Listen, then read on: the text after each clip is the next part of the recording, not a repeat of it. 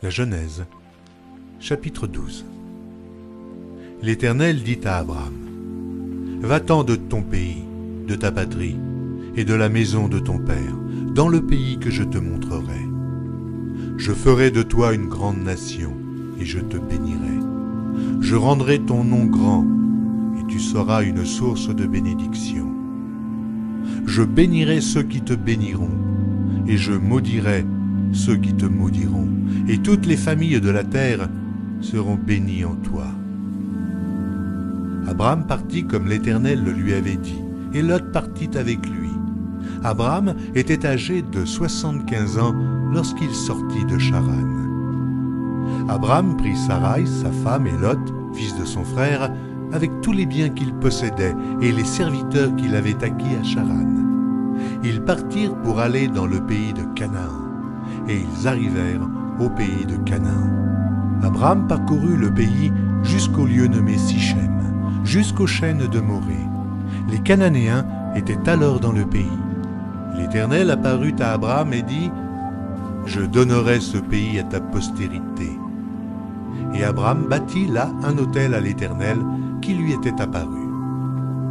Il se transporta de là vers la montagne, à l'orient de Béthel, et il y dressa ses tentes. Ayant Béthel à l'occident et Haï à l'orient, il bâtit encore là un autel à l'Éternel, et il invoqua le nom de l'Éternel. Abraham continua ses marches en s'avançant vers le midi. Il y eut une famille dans le pays, et Abraham descendit en Égypte pour y séjourner, car la famille était grande dans le pays. Comme il était près d'entrer en Égypte, il dit à Sarai, sa femme, « Voici, je sais que tu es une femme belle de figure. Quand les Égyptiens te verront, ils diront, « C'est sa femme », et ils me tueront et te laisseront la vie. Dis, je te prie que tu es ma sœur, afin que je sois bien traité à cause de toi et que mon âme vive grâce à toi. » Lorsque Abraham fut arrivé en Égypte, les Égyptiens virent que la femme était fort belle.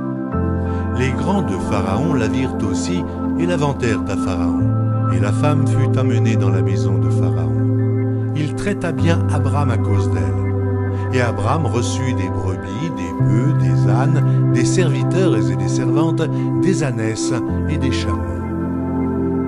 Mais l'Éternel frappa de grandes plaies Pharaon et sa maison au sujet de Sarai, femme d'Abraham. Alors Pharaon appela Abraham et dit, « Qu'est-ce que tu m'as fait? Pourquoi ne m'as-tu pas déclaré que c'est ta femme? Pourquoi as-tu dit c'est ma sœur? Aussi l'ai-je prise pour ma femme. Maintenant voici ta femme, prends-la et va-t'en. » Pharaon donna l'ordre à ses gens de le renvoyer, lui et sa femme, avec tout ce qui lui appartenait.